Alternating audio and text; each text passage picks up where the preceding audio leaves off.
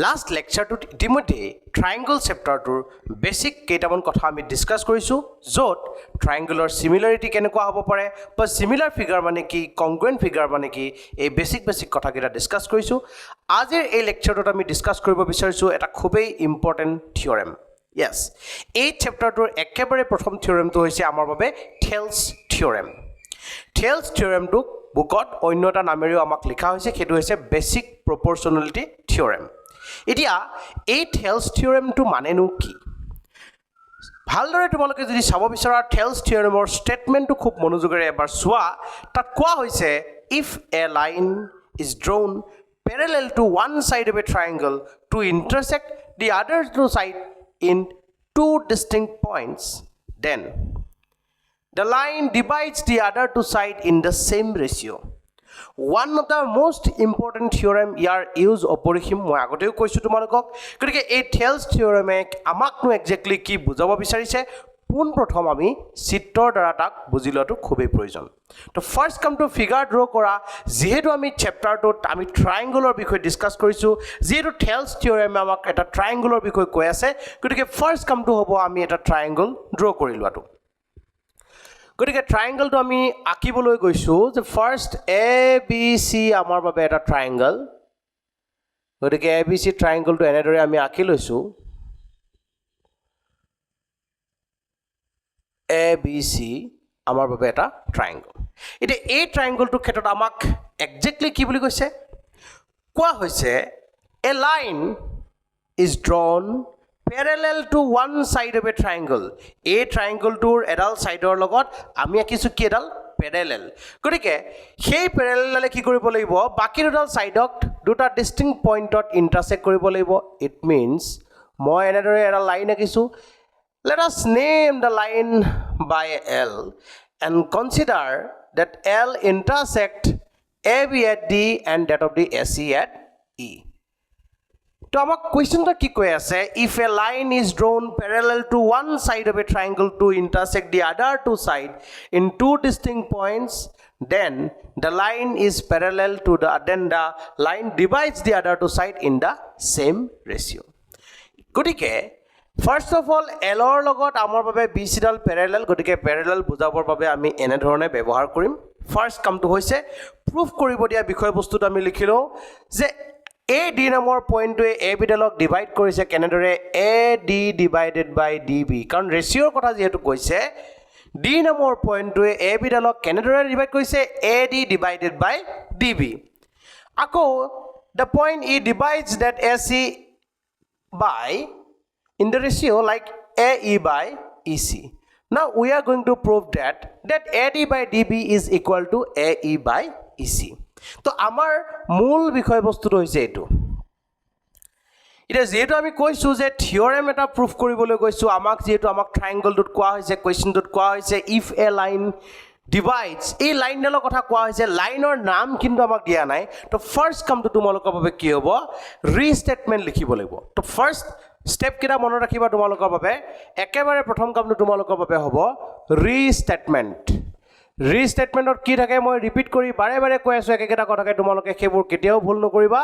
ৰিষ্টেটমেণ্ট বুলি যেতিয়া লিখিম ৰিষ্টেটমেণ্টত আমাৰ বাবে ইম্পৰ্টেণ্ট বিষয়বস্তুটো হ'ব যে আমাৰ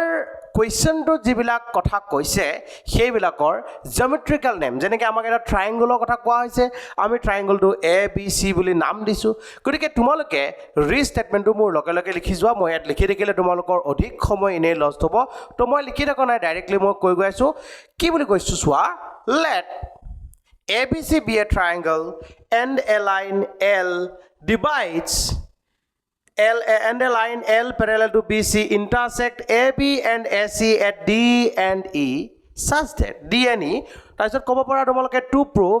ৰিষ্টেটমেণ্ট লিখাৰ পিছত তলৰ পইণ্টটো আহিব টু প্ৰুভ আমি কি প্ৰুভ কৰিব বিচাৰিছোঁ টু প্ৰুভ কৰিব বিচৰা বিষয়বস্তুটো হৈছে এই যে আমি লিখিলো A D divided by D B is equal to A divided by E C এইটো হৈছে আমি প্ৰুফ কৰিব লগা বিষয়বস্তুটো গতিকে ফাৰ্ষ্ট কামটো কি কৰিবলৈ কৈছোঁ তোমালোকক মই প্ৰথম ৰিষ্টেটমেণ্ট লিখিবা আৰু ৰিষ্টেটমেণ্ট লিখোঁতে কোনকেইটা কথাৰ ওপৰত ফ'কাছ কৰিবা কুৱেশ্যনত দিয়া থকা কথাখিনিকে খুব সুন্দৰকৈ জিঅ'মেট্ৰিকেল নেমবিলাক লিখি পেলাই ট্ৰাই কৰিবা তাৰপিছত তোমালোকে প্ৰুফ কৰিবলগীয়া বিষয়বস্তুটো ছেপাৰেশ্যন কৰিবলৈ লিখিবা এতিয়া ঘটনাটো হৈছে যে এনেধৰণে ট্ৰাইংগলৰ ৰিলেশ্যন কৰিবলৈ কাৰণে আমি ডাইৰেক্ট প্ৰুফ কৰিবৰ কাৰণে কি ব্যৱস্থাপনা কৰিব লাগিব আমি এই টু পাৰ্টটোৰ পিছতে এটা কুৱেশ্যনটোক ভালদৰে চোৱাটো প্ৰয়োজন আছে এতিয়া চোৱা এ ডি বুলি যদি কোৱা হয় A D is a part of the triangle A D E and that of the D B is a part of the trapezium D B C E তো ফাৰ্ষ্ট এটা কথা ক্লিয়াৰলি আমি জানো যে এটা ট্ৰাইংগলৰ লগত এটা ট্ৰাইংগলৰ ৰিলেট হ'ব পাৰে এটা ট্ৰেপিজিয়ামৰ লগত এটা ট্ৰেপিজিয়ামৰ ৰিলেশ্যন কিবা প্ৰকাৰে থাকিব পাৰে কিন্তু এটা ট্ৰাইংগল আৰু এটা ট্ৰেপিজিয়ামৰ ৰিলেশ্যন আমি কিন্তু তেনেদৰে কেতিয়াও আগতে পোৱা নাই তো ফাৰ্ষ্ট কামটো হৈছে এইটো যিহেতু এটা ট্ৰাইংগল আছে গতিকে ইয়াকো এটা ট্ৰাইংগল বনাই লোৱা তাৰ বাবে আমি ব্যৱস্থাপনাটো কৰিছোঁ এইফালে বি আৰু ইটো জইন কৰি আমি এনেদৰে এটা ট্ৰাইংগল বনালোঁ এটা ট্ৰাইংগলটোৰ নাম দিছোঁ আমি কি বুলি ডি বি ই আমাৰ বাবে এটা ট্ৰাইংগল মই খুব সুন্দৰকৈ কালাৰ কৰি দেখাইছোঁ ডি বি ইটো আমাৰ বাবে এটা ট্ৰাইংগল চিমিলাৰলি আমি সিফালৰ কথাখিনি যদি চাওঁ এ ই বুলি কোৱাৰ লগে লগে এ ডি ই নামৰ ট্ৰাইংগলটোৰ এটা অংশ কিন্তু ই চিৰ ক্ষেত্ৰত আমি কি কৈছোঁ ই চিডাল সেই ট্ৰেপিজিয়ামটোৰহে যিহেতু অংশ গতিকে সিহঁতকো আমি কি কৰি লৈছোঁ এনেদৰে জইন কৰি আমি অন্য এটা ট্ৰাইংগল বনাই লৈছোঁ তো আমাৰ লগত বৰ্তমান সময়ত দুটা ট্ৰাইংগল আমি এক্সট্ৰাকৈ বনাই লৈছোঁ আমি নিজে যিহেতু কৰিছোঁ গতিকে তাত আমাৰ প্ৰয়োজন হ'ব আমাৰ বাবে কনষ্ট্ৰাকশ্যন আহিব কনষ্ট্ৰাকশ্যনত আমি কোনটো কথা গুৰুত্ব দিম কি কৰিলোঁ আমি কনষ্ট্ৰাকশ্যনত আমি ফাৰ্ষ্ট কৰিছোঁ জইণ্ট বি ই কমা চি ডি দুডাল জইন কৰিলোঁ তাৰপিছত কথাটো হৈছে আমি আৰু প্ৰুফ কৰিবৰ কাৰণে কিবা হেল্প পাম নেকি আৰু কিবা কৰিব পাৰোঁ নেকি আমি আকৌ এবাৰ চেক কৰাৰ প্ৰয়োজন আহিছে গতিকে এইবাৰৰ ক্ষেত্ৰত মই যদি চাব বিচাৰোঁ যে আমাৰ বাবে এ ডি ই এটা ট্ৰাইংগল ডি বি ই এটা ট্ৰাইংগল এই দুটা ট্ৰাইংগলৰ মাজত ছাইডৰ ৰিলেশ্যন যিহেতু বনাব লাগে তো ট্ৰাইংগলৰ ছাইডৰ ৰিলেশ্যন আমি একজেক্টলি কিনো পাইছোঁ এই কথাটো আমি জানিব লাগিব ট্ৰাইংগলৰ ছাইডৰ ৰিলেশ্যন আমি একজেক্টলি কি পাইছোঁ সেইকেইটা আমি ব্যৱহাৰ কৰিব লাগিব গতিকে দুয়োটা ৰিলেশ্যন ব্যৱহাৰ কৰিবৰ ক্ষেত্ৰত মই কি কৰিছোঁ এতিয়া চাওঁ যে ট্ৰাইংগলৰ ছাইডৰ ৰিলেশ্যন আমাৰ বাবে কোৱা হৈছে এটা হৈছে perimeter of A triangle where sum of the all sides of the triangle is called perimeter of the triangle and on the other hand the other relation is what area of a triangle where the formula is half into base into height now what to use এতিয়া ঘটনাটো হৈছে আমি কাক কেনেদৰে use কৰিম ট্ৰাইংগলৰ perimeter বুলি কোৱাৰ লগে লগে আমি কৈছোঁ sum of all the side okay আমি যদি ট্ৰাই কৰোঁ তেতিয়াহ'লে ছাইডৰ ৰেচিঅ'ৰ কথা যিহেতু আহিছে গতিকে ইয়াত আমি লিখিছোঁ যে ওপৰৰ ট্ৰাইংগলটোৰ ক্ষেত্ৰত পেৰিমিটাৰ কথা কওঁতে আমি কৈছোঁ A D plus D E plus A E গোটেইকেইডাল ছাইডৰ চামটোৱে হৈছে আমাৰ বাবে পেৰিমিটাৰ একেদৰে তলৰ ডি বি ই নামৰ ট্ৰাইংগলটোৰ কাৰণে যদি কোৱা হয় D B plus B E plus D E এই দুটা হৈছে আমাৰ ৰিলেশ্যন এতিয়া মাজত প্লাছ চাইন আছে চোৱা ভালদৰে আমাক কি প্ৰয়োজন আছে এ ডি বাই ডি বিহে আমাক লাগে আমাক কিন্তু ইমানবোৰ কোৱান্টিটি নালাগে গতিকে A D by D B পাবৰ বাবে আমি চাইছোঁ যে এই ডি ই কেঞ্চেল যাব লাগিব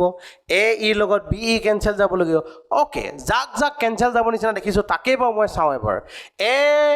ডি ই আৰু এইফালে ডি ই আছে এতিয়া তোমালোকে ভালদৰে চোৱা খুব সুন্দৰকৈ যদি তোমালোকে কথাটো চিন্তা কৰা তেতিয়াহ'লে তোমালোকে এটা কথা ক্লিয়াৰলি জানা যে ওপৰত থকা কোৱান্টিটি যদি 2 + 3 হয় তলত থকা কোৱান্টিটি যদি 2 হয় এনেদৰে যদি মাজত প্লাছ চিন থাকে তেতিয়াহ'লে আমি এই এনেদৰে কেঞ্চেল কৰাটো আমাৰ বাবে এটা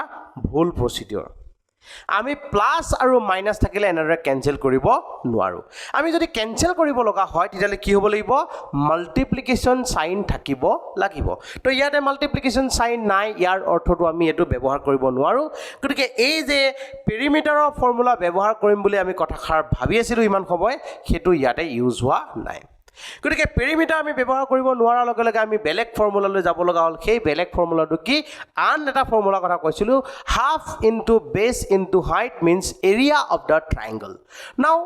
এৰিয়া অফ দ্য ট্ৰাইংগল বুলি কওঁতে আমি যদি ভাবি লওঁ মনতে যে এ ডিডাল আমাৰ বাবে বেছ তেতিয়াহ'লে হাইট কোনটো হ'ব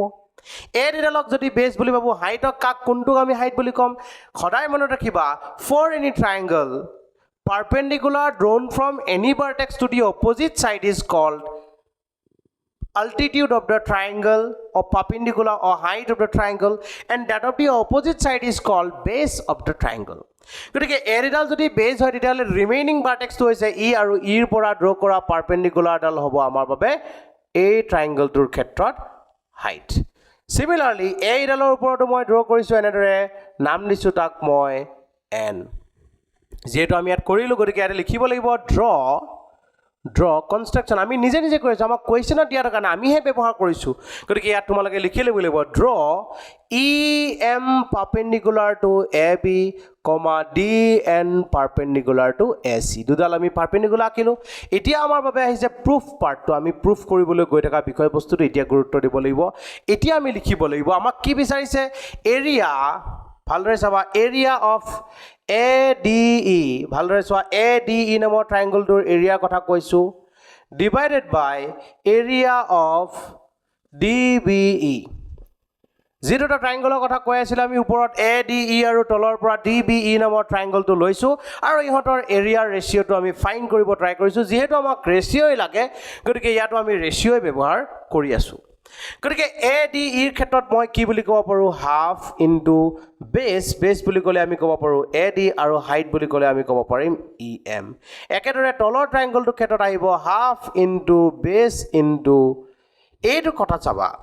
যে ডি বি ই নামৰ ট্ৰাইংগলটোৰ কাৰণে ডি বিডালক যদি আমি বেছ বুলি ভাবোঁ তেতিয়াহ'লে ৰিমেইনিং ভাৰ্টেক্সটো হৈছে ই আৰু ইৰ পৰা এই ছাইডৰ ওপৰত ড্ৰ কৰা পাৰ্পেণ্ডিকুলাৰ যদিও বা ট্ৰাইংগলটোৰ বাহিৰে বাহিৰে গৈছে সেইডালেই আমি কি বুলি কওঁ পাৰ্পেণ্ডিকুলাৰ বা হাইট বুলি তাক বিবেচনা কৰোঁ গতিকে ইয়াৰ ক্ষেত্ৰত আমি লিখিব লাগিব ই এম ডালেই আমাৰ বাবে পাৰ্পেণ্ডিকুলাৰ ফাইনেলি হাফ কেঞ্চেল গ'ল ই এম কেঞ্চেল গ'ল বাকী হ'ল আমাৰ বাবে A D divided by D B এইটো ইকুৱেশ্যন নম্বৰ 1 সিমিলাৰলি আমি তলৰ ট্ৰাইংগলটোৰ ক্ষেত্ৰতো লিখিব পাৰোঁ কি বুলি ওপৰত এ ডি ই ডিভাইডেড বাই তলৰ ট্ৰাইংগলটো হৈছে আমাৰ বাবে ই চি ডি আৰু ইহঁতৰ ক্ষেত্ৰত আমি কৈছোঁ হাফ ইনটু বেছ ইনটু হাইট মানে হৈছে ডি এন ইফালেও আহিব হাফ ইনটু ই চি ইনটু হাইটটো হৈছে ডি এন ছেইম প্ৰচিডিঅ'ৰ ওপৰত যেনেদৰে লিখিছিলোঁ একেটা প্ৰচিডিঅ'ৰে মই ব্যৱহাৰ কৰিছোঁ একেধৰণে গ'লোঁ ইয়াতো ডি এন কেঞ্চেল হাফ কেঞ্চেলটো বাকী ৰ'ব কিমাৰ বাবে আমাৰ বাবে A E divided by E C which is equation number 2 দুটা ইকুৱেশ্যন আমি খুব সুন্দৰকৈ ফাইন কৰি ল'লোঁ এতিয়া এই ইকুৱেশ্যন দুটা ইউজ কৰি পেলাই আমি পাব লাগে আমাৰ ৰিজাল্টটো ভালদৰে চোৱা আমাক লাগে A D by D B exactly আমি A D by D B পাই আছোঁ আমাক লাগে এ ই বাই ই চি আমি পাই আছোঁ এ ই বাই চি ঘটনাটো হৈছে ইয়াতে এইটোৱেই যে আমাৰ যি ৰিলেশ্যনত প্ৰয়োজন আছিলে সেইকেইটা ৰিলেশ্যন আমি ফাইন কৰিলোঁ কিন্তু আমাৰ টাৰ্গেট এতিয়া ইয়াৰ লগত ইয়াক সমান দেখুওৱা এইটো কোৱান্টিটিৰ লগত এইটো কোৱান্টিটি সমান যদি হ'ব লগা হয় তেতিয়াহ'লে ইহঁতৰ লগত ইহঁত সমান হ'ব লাগিব এতিয়া যদি চাওঁ ইয়াতে দেখি আছোঁ আমি A D E by D B E ইয়াত আছে A D E by E C D এই ওপৰত থকা এ ডি ই ইয়াত থকা এ ডি ই এৰিয়া বাৰু সমান কাৰণ একেটা ট্ৰাইংগলৰ এৰিয়া যিমানবাৰ আমি নিদিওঁ কিয় সদায় সেইটোৱে ওলাব কিন্তু ডেনমিনেটৰত থকা যি ডি বি ই আৰু ই চি ডি এই পাৰ্ট দুটা আমি সমান বুলি কেনেকৈ ক'ব পাৰোঁ এই পাৰ্ট দুটা চাওঁ আমি ছবিৰ দ্বাৰা আমি তাক চাব বিচাৰোঁ ডি বি ই তোমালোকে ভালদৰে চোৱা এনেদৰে চিন দিয়া ট্ৰাইংগলটো আৰু ডট দিয়া ট্ৰাইংগলটো বা গোল দিয়া ট্ৰাইংগলটো আমাৰ বাবে হৈছে ই চি ডি এই ট্ৰাইংগল দুটাক আমি অবজাৰ্ভ কৰোৱা ইহঁতৰ এৰিয়া সমান বুলি আমি কিবা প্ৰকাৰে ক'ব পাৰোঁ নেকি এইটো চাব লাগিব গতিকে তোমালোকে যদি চোৱা ফিগাৰৰ পৰা চাই পেলাই ডাইৰেক্টলি ক'ব পৰা হৈ আছে যে এই ট্ৰাইংগল দুটা এল পেৰেলেল বি চিৰ মাজত অৱস্থিত গতিকে ইয়াতে লিখিব পাৰোঁ এনেদৰে from figure triangle D B E comma triangle E C D lies between L parallel BC and on the base what DE so তো এই কথাটো তোমালোকে ক্লাছ 9ৰ এৰিয়াজ অফ পেৰেলগ্ৰামেণ্ট ট্ৰাইংগল বুলি এটা চেপ্টাৰ পাইছিলা সেই চেপ্টাৰটো তোমালোকে পঢ়ি আহিছিলা যে কোনোবা দুটা triangle if two triangle lies between the same parallel and on the same base then their areas will be equal গতিকে সেই থিয়ৰেমটো ব্যৱহাৰ কৰি পেলাই মই ক'ব পৰা হ'লোঁ area of D B E is equal to area of E C D ক'ব পৰা হ'লোঁ ফাইনেলি যিহেতু সিহঁতক ডেনমিনেটৰ ৰূপত লাগে গতিকে ইয়াত এ ডি ইটোক ইণ্ট্ৰডিউচ কৰিবৰ বাবে দুয়োফালে আমি ইকুৱেশ্যনটোৰ ক্ষেত্ৰত কি কৰি দিলোঁ এ ডি ইৰে ডিভাইড কৰি দিছোঁ ইয়াতো মই এ ডি ইৰে এনেদৰে ডিভাইড কৰি দিলোঁ ইফালে কৰিলে সিফালেও কৰিব লাগিব ডেনমিনেটৰত একেটা কোৱান্টিটি দি ডিভাইড কৰিলে কোনো প্ৰব্লেম নাথাকে যদিহে সিহঁতৰ ভেলুকেইটা 0ৰ সৈতে সমান নহয় তো ফাইনেলি আমি উল্টা কৰি দিব পাৰোঁ ৰেচিপ্ৰকেলৰ কথা আহিলে ৰেচিপ্ৰকেল লৈ দিয়াৰ লগে লগে ইয়াত আমি দেখা পালোঁ area of ADE divided by area of DBE equal to area of ADE divided by area of E C D finally যদি আমি চাব বিচাৰোঁ তেতিয়াহ'লে A D E divided by D B E ভেলুটো আমি ওপৰত পাই থৈ দিছোঁ কিমান A D divided by D B আৰু A divided by E C আমি পাই থৈ দিছোঁ কাৰ বাবে ইয়াৰ বাবে গতিকে ফাইনেলি এইখিনি আমি ক'ব পৰা হ'লোঁ আৰু এইটোৱে হৈছে আমাৰ ৰিজাল্টটো এইটো হৈছে আমাৰ ৰিজাল্টটো ইয়াত আমি লিখিব পাৰোঁ বাই 1,2 তো এইটো আছিলে আমাৰ বাবে থেলছ থিয়ৰেম খুবেই এটা ইম্পৰ্টেণ্ট থিয়ৰেম তোমালোকৰ বাবে প্ৰয়োজনীয় যেটো পৰীক্ষাৰ বাবেও সি ইম্পৰ্টেণ্ট তো মই তোমালোকক খুব সুন্দৰকৈ কেনেদৰে লিখিব লাগিব প্ৰুফ পাৰ্টটো মই লিখি দেখাইছোঁ আৰু ৰিষ্টেটমেণ্ট পাৰ্টটো তোমালোকক খুব সুন্দৰকৈ কৈ দিছোঁ আৰু মই তোমালোকৰ স্ক্ৰীনত লিখিও দেখাইছোঁ গতিকে তোমালোকে খুব সুন্দৰকৈ এই কুৱেশ্যনটো সলভ কৰিব পাৰিবা বুলি আশা ৰাখি আজিৰ এই লেকচাৰটো ইমানতে সমাপ্ত কৰিলোঁ থেংক ইউ